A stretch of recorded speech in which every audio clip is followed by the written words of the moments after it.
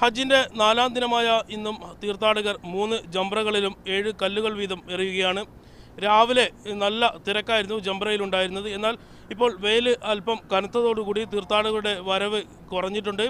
വെയിൽ വൈകുന്നേരത്തോടു കൂടി മാത്രമായിരിക്കും ഇനി തീർത്ഥാടകരുടെ ജംറയിലേക്കുള്ള വരവ് ശക്തിപ്പെടുക.